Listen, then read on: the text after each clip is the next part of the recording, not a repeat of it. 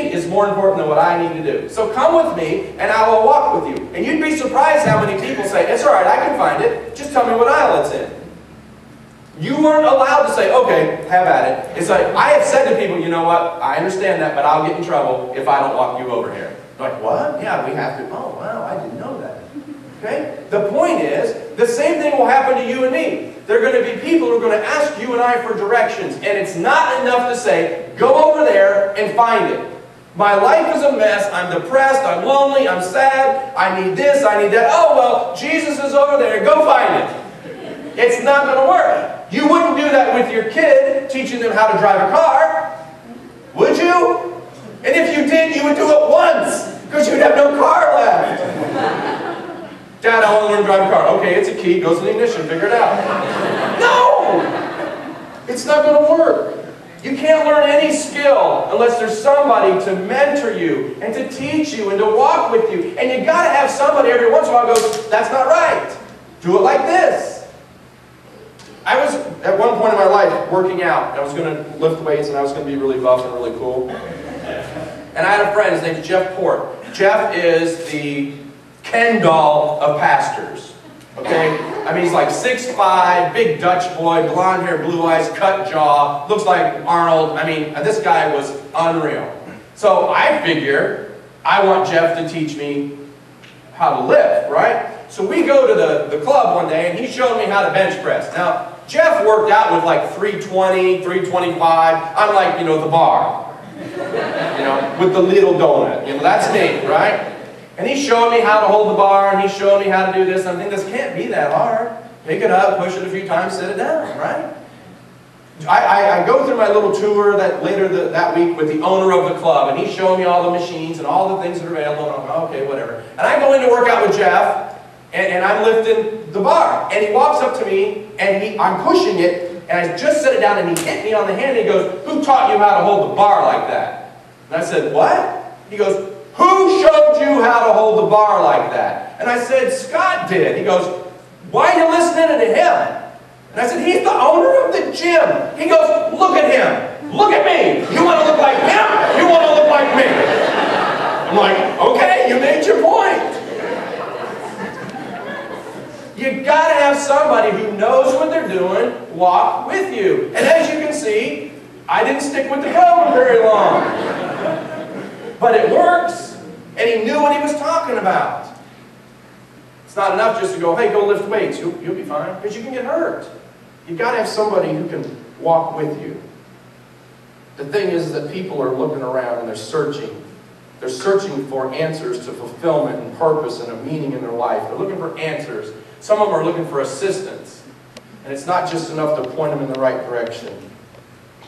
Because it doesn't work. And there are people all over the place, and what they need is for you to walk with them. I can't walk with all of them.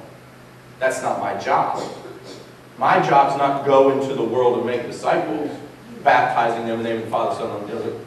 My part is teaching you to obey everything I've taught you. That's my part of that process. Your job is to go. My job is to teach you to obey. And your friends, they need you to walk with them. Now, I need to say this isn't a stroll around the block. You ever heard somebody say, oh, we're our church, we're just about to turn the corner. And my brother the other day says, yeah, we're in a circle. You know, it's a long way around that block. And some of these people, you may walk with them for years and years and years and years and years, and at the end, they may tell you to hang it on your beak. But that's not your problem. Your problem is, will you be willing to walk with them until you find an answer? What they don't realize is that they need a partner. We've become pretty autonomous as a society. I can do anything I want, anytime I want. If I need it, I can go get it. If I can't get it, I can charge it somewhere. I do what I don't need you. That's the mentality in North America. But the reality is we need each other. And the people that are searching, they need you and I to commit as partners. Look at what happens in our story. Okay? Here's what's happened. You've got the Jewish people that for a whole Old Testament have been expecting the Messiah. And it's not just that they are expecting it. They're expecting it primarily because it was promised. They believed it would happen. And not only that, but they knew what they were looking for. Because this person had been described. They would come from over here. They would be born of a virgin. All these things had been prophesied. Now you need to know there were hundreds of other people who claimed to be the Messiah. There were other phonies. But you can't but you can't kid a kid, but you can't fool a Jew either. They knew what they were looking for. They were looking for the real deal. And the interesting thing in the story is, here's Andrew. He's out walking around, minding his own business, and somebody says, hey, that's that Jesus dude. And he's like, oh, really? And he walks up, and it says he stumbles upon the Messiah. Now, imagine this. There's $1 million hidden in this room, and you're the one who finds it. And the room is the size of the planet. And the search has been going on for 1,000 years, and you find the Messiah. Now, just me, if I was to go back to my family and say, guess what I found? They'd go, you're an idiot. They would. They wouldn't believe me, but they had proof. And Andrew knew the real deal when he saw it. So what did he do? He went and got who? Who was it? His brother. This isn't just any brother, by the way. Okay? This is Simon Peter, the Peter, right? This isn't just anybody. And this is how the Bible introduces the character, the person of Peter, is by telling the story about Andrew. Now, what if Andrew would have gone on his own way and just said, oh, I got the Messiah, and he's in my pocket, but I'm not going to tell you. That would have been cool. Because Peter later would go, what, you found, you didn't tell me? You're not coming to the family reunion. This isn't just anybody that he introduces to Jesus. And when he walks up to Jesus, Peter basically says, hey, my name's Simon. Jesus says, no, I'm changing your name. It means rock. That's what that means. This was a significant event. Andrew found the answer, and he didn't keep it to himself. And my question is, who's closest to you? And do they know you're a follower of Christ? Do the people you work with, or are you hiding it in your face?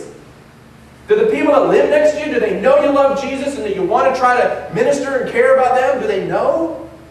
And if they don't know, why are you keeping it to yourself? They're not going to invite you to the reunion. Share it. Give it away. And it's contagious when it gets to your face because people want to know what's up. How'd you get that way? Because other people are doing other things, artificial things, to feel that same thrill. And theirs goes away. What's the difference between joy and happiness? You can ride a roller coaster. You'll be happy until you get back in line. Am I telling the truth? What's joy? It's when life has its ups and downs, but way down in the bottom of it, there's still an excitement and a contentment. Not always happy, because happiness is a feeling that comes and goes. Joy is something that can come and stay. That's what people are looking for. The people that are seekers will ask anybody they can think of for help. They'll ask the dude at the 7-Eleven. They'll ask people at work. They'll listen to Oprah. Listen, people are desperate for answers. And they'll go to people who stayed at a Holiday Inn Express last night who think that they're an expert. This is a true phenomenon in America. I read it on the internet. It must be true. Oh, did you know there are things on there that really aren't true? But people are looking for answers. And they'll go anywhere. And they'll read WebMD and think they know what it means. That's pretty scary. This week is tax time. Have you ever seen a copy of the tax code? It's about that yay thick, right? You can read a certain section of it and say, I think this is what it means. It doesn't matter what we think it means. It matters what the IRS says it means. Be careful. Be careful. These people are looking, and they're going to look to you. Some of you might be thinking this. What would I tell them? I don't know what to tell them. Okay, listen. There's all these systems. There's the Romans Road. There's the bridge illustration. There's the 4 spiritual laws. Okay, those are systems on how to lead somebody to Jesus. If you want to learn one, come see me. I'll tell them. I'll teach to you. But